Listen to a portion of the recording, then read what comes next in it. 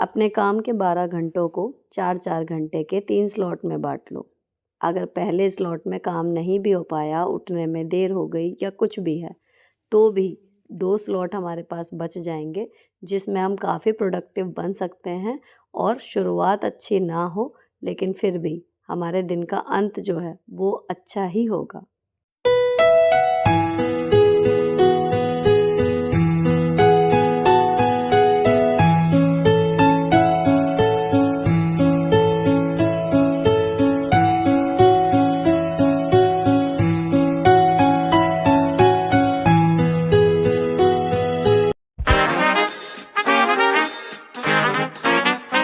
Hello दोस्तों, कैसे हो आप लोग? Welcome back to the channel live life easy और स्वागत है आपका संडे के व्लॉग में, जिसकी शुरुआत हो रही है छत पे, जहाँ प्लांट्स रखे हुए हैं, जहाँ मेरे हस्बैंड जुटे हुए हैं कुछ प्लांट्स की रिपोर्टिंग में।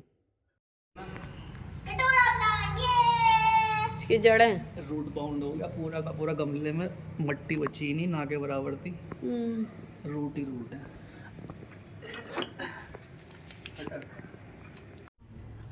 ये देखो, ये यहाँ पे खेल रही है खेती हर मजदूर। ये देखो इनका खेत।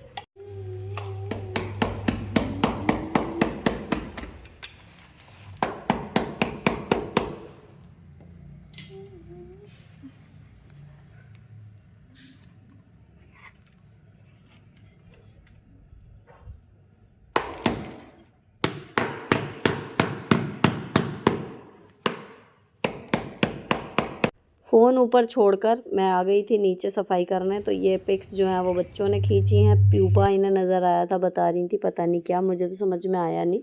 और फिर मैं नीचे आ गई थी सफाई पर। आज मेड छुट्टी पर है और सुबह लेट उठे थे, तो पहले मैं जो संडे के शेड्यूल्ड काम रहते हैं उसमें मेन काम रहता है लॉन्ड्री का, जो हाथ से धोने वाले कपड़े रहते हैं या टाइम कंज्यूमिंग रहते हैं, तो उन्हें मैं करने जाऊंगी। लेकिन उससे पहले, संडे है अगर कोई आने लगे या कुछ और, तो पहले मैं नहाने के बाद अब रूम साफ़ कर रही हूँ सारे, और उसके बाद यहाँ पर झाड़ू वगैरह लग जाएगी, डस्टिंग हो जाएगी। कहने का मतलब घर जो है वो प्रेजेंटेबल हो जाएगा। उसके बाद नेक्स्ट काम करेंगे। और यहाँ चल रहा था इनका फ़ोटोशूट। अब झाड़ू लगाने के बाद ये सारा जो हो जाता है, उसके बाद ये शीशे वगैरह की टेबल और वॉश बेसिन का जो शीशा है, वो सब मैं झाड़ू के बाद जो है वो पोंछ देती हूँ, क्योंकि फिर झाड़ू की धूल कई बार इस पर चढ़ जाती है। तो उसके बाद इन्हें शीशों को साफ़ करती हूँ मैं झाड़ू लगाने के बाद। तो यहाँ सेंटर टेबल साफ़ करके उसके बाद रनर वगैरह इस पे लगा दिया, और जो इस पे सजावट का सामान रखा हुआ है वो सारा पोंछ के लगा दिया। तो कुल मिला के, अगर आपके पास टाइम कम हो या आप लेट उठे हो या आपके पास करने के लिए और ज़्यादा ज़रूरी काम भी हैं, तो भी एटलीस्ट जहाँ पर भी आपका ऐसा एरिया है घर का जहाँ पर आकर गेस्ट बैठते हैं, वहाँ पर आप 10 मिनट लगा के डस्टिंग कर दीजिए, सामान जगह पर रख दीजिए। जो चीज़ें गीले कपड़े से पोंछने वाली हैं उन्हें गीले से पोंछ दीजिए, जो सूखे वाली हैं वो सूखे से पोंछ दीजिए।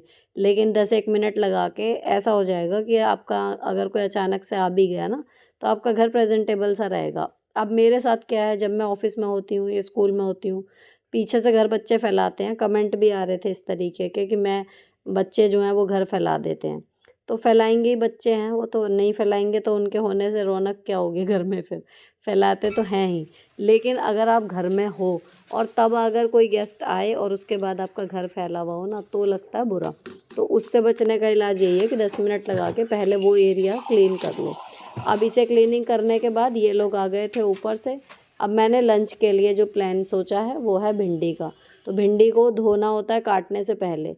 तो मैं लॉन्ड्री के लिए जाने से पहले इसको अच्छे से वॉश करके रख जाऊंगी। अब इसे कपड़े पे फैलाने की ज़रूरत नहीं पड़ती, क्योंकि इतना मौसम गर्म हो गया है। ये टोकरी में ही आधा 1 घंटा जितना मुझे लगेगा लॉन्ड्री में, उतने में ही अच्छे से ड्राई हो जाती हैं।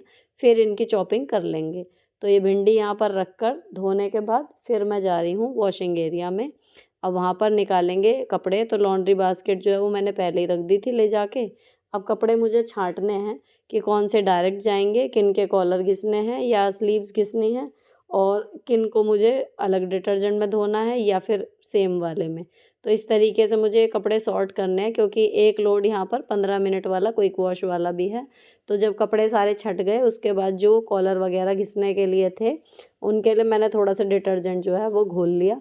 और मेरे हस्बैंड की शर्ट्स हैं, और इनके बच्चों की स्कूल की कमीज़ें हैं। इनके स्कूल की कमीज़ें जो हैं वो मैं मशीन में अब धोना मैं अवॉइड ही कर रही हूँ, क्योंकि पिछली बार भी यही हुआ था कि नई कमीज़ें भी ना थोड़ा गर्म पानी में धुलते हैं इसमें कपड़े, तो हल्का-हल्का सा उनका कलर जो है वो टाइम से पहले ही जाने लगा था, फेड सा होने लगा था।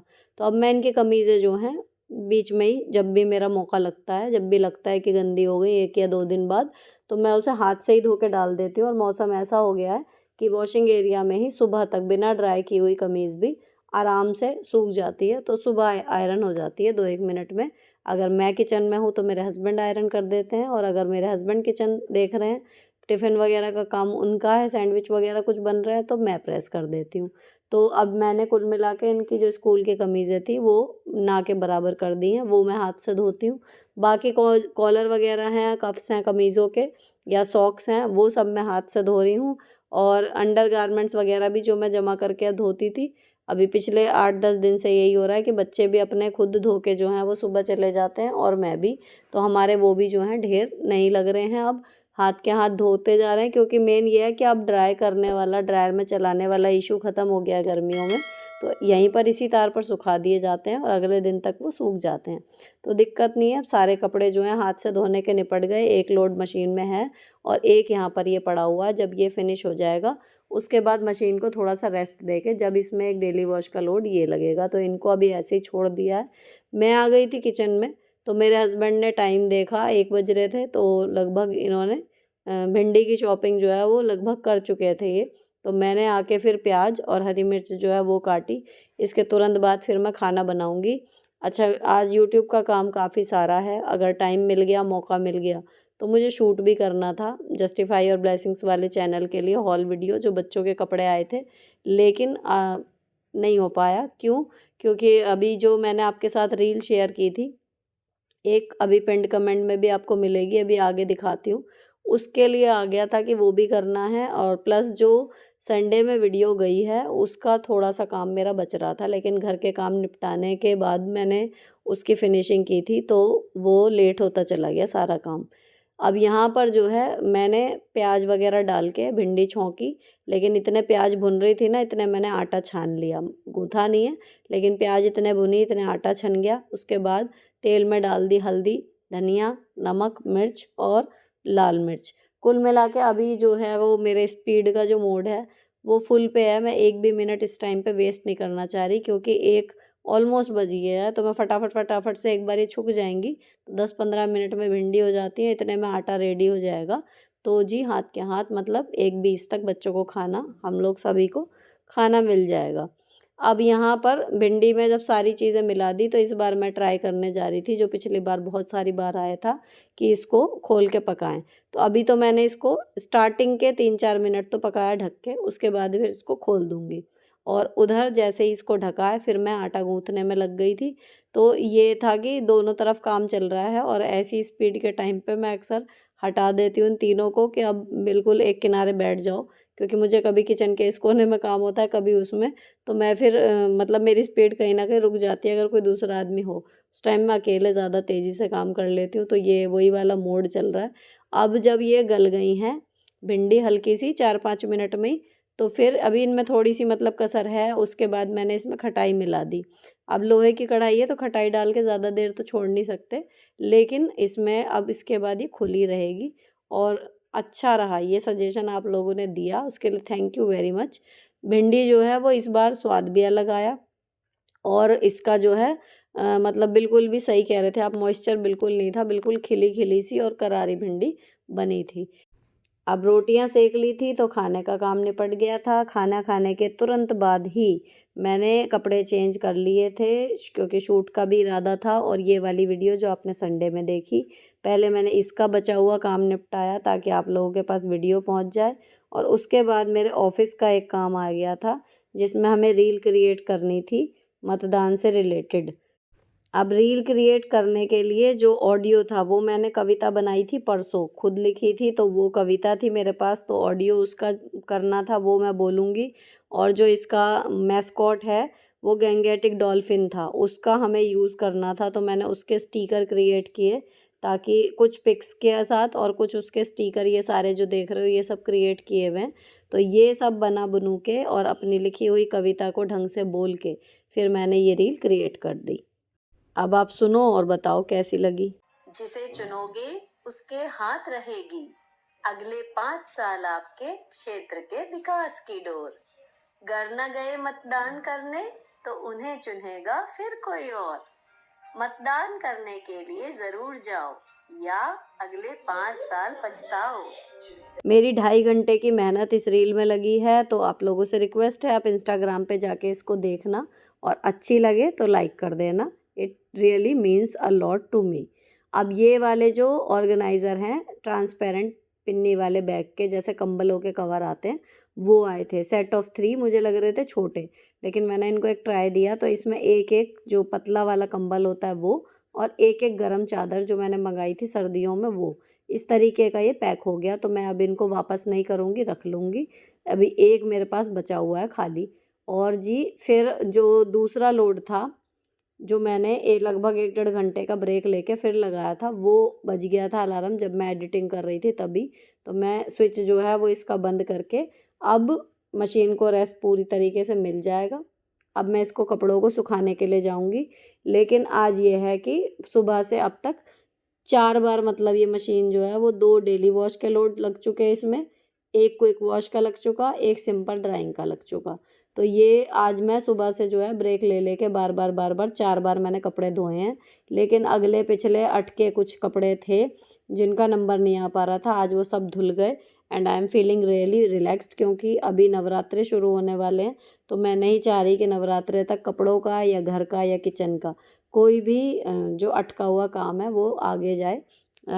सब नए साल से सारी नई शुरुआत होनी चाहिए, इसीलिए ऑर्गेनाइज़र में सारी चीज़ें भी रख दी हैं, उन सबको उठा के रख दिया जाएगा। तो एक फ्रेशनेस सी, एक नयापन सा साल के मौसम के साथ आपके लाइफ में भी आपको महसूस होता है। जो न्यू ईयर पे फीलिंग आती है ना, हैप्पी न्यू ईयर सब 1 जनवरी को बोलते हैं, मुझे उससे कहीं ज़्यादा हिंदू नववर्ष पे यानी कि कल के नवरात्रे वाले दिन जो होएगा वो उस दिन आती है। जहाँ देखो ना क्लास भी नहीं मिलती हैं, मौसम भी नया होता है, कपड़े भी बदल जाते हैं, सर्दियाँ ख़त्म हो जाती हैं, गर्मी आ जाती है और पेड़ों के पत्ते तक जो हैं वो नए बिल्कुल आ जाते हैं। तो मुझे जो अंदर से फ़ील आता है न्यू ईयर वाला वो इसी टाइम आता है। तो वही खुशी है, वही एक्साइटमेंट है कि नया साल शुरू होने वाला है। तो पिछला कुछ भी पेंडिंग अब लेके नहीं जाएंगे अगले साल में, इसका सारा काम अभी निपटा के जब जाएंगे आगे। अब यहाँ पर जी ये सारे कपड़े धुल गए हैं, लॉन्ड्री का काम ऑफिशियली अब जाके ख़त्म हुआ है। ऑलमोस्ट रात सी हो गई है और बच्चे मेरे आज बड़े सुंदर लग रहे थे लेकिन मैं इनकी क्लिप्स ही नहीं बना पाई। ये तैयार हुए थे, इसने नया अपना कोट सेट पहना है और आरोही ने जो पहनी है वो एक्चुअली मेरी ड्रेस है। अब मेरे जो 80% कपड़े रखे हुए हैं वो आरोही के लिए ही रखे हुए हैं क्योंकि इस साल और अगले साल इसके मेरे सारे सूट लहंगे लांचे सब कुछ आरोही को फिट आएंगे। तो इस बार ये उन्हीं कपड़ों में ज़्यादातर दिखेगी जो मैं पहनती हूँ या पहनती थी पिछले 2 साल तक। उसके बाद फिर मैंने शाम के जो है बर्तन अभी सुबह से लेकर दोपहर तक के जितने बर्तन थे उनको धोना शुरू किया। अच्छा अब डिनर में जो है सब्ज़ी बाहर से लाने का प्लान है कि संडे इज़ ऑन वो वाली बात हो रही है। तो सब्ज़ी बाहर से आएगी, मैं रोटियां सेकूंगी बस। तो जितने भी बर्तन हैं वो मैं अब सारे धो दूंगी, तो केवल खाए पिए बर्तन जो है वो रह जाएंगे और काम जो है वो किचन क्लीनिंग का रात वाला जो है वो काफ़ी लाइट हो जाता है अगर इस टाइम पे बर्तन धुल जाएं। तो यहाँ पर मैं बर्तन धो रही थी अभी।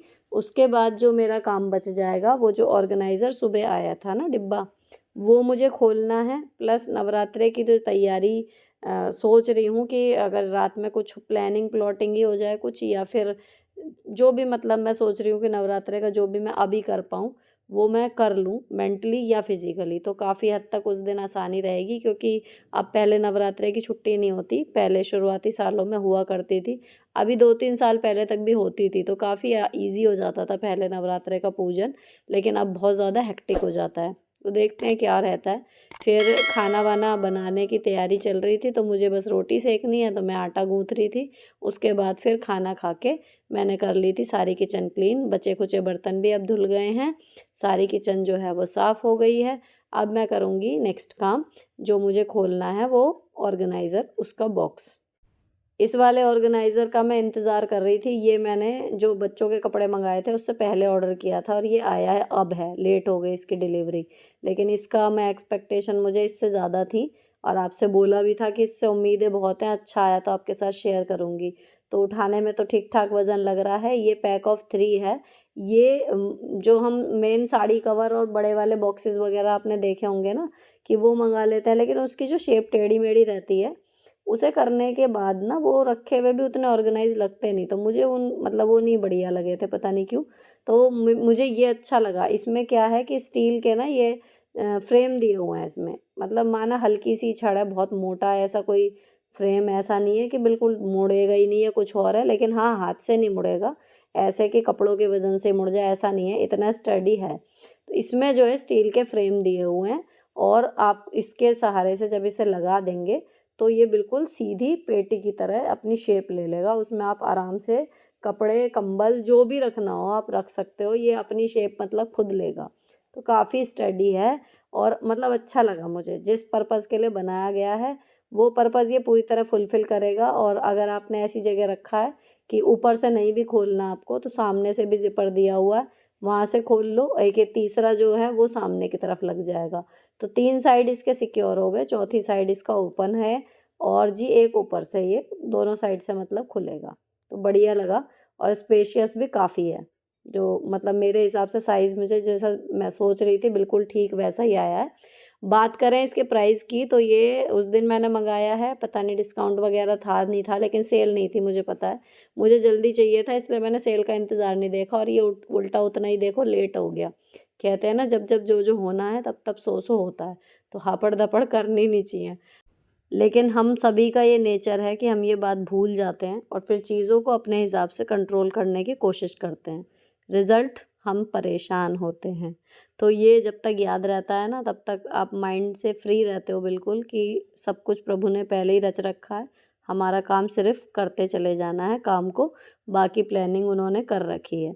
अब ये वाला जो ऑर्गेनाइज़र है ये 3 के सेट में आया है और इसके पैसे मैं आपको बताऊँ विदाउट सेल 899 रुपए के ये 3 पड़े हैं।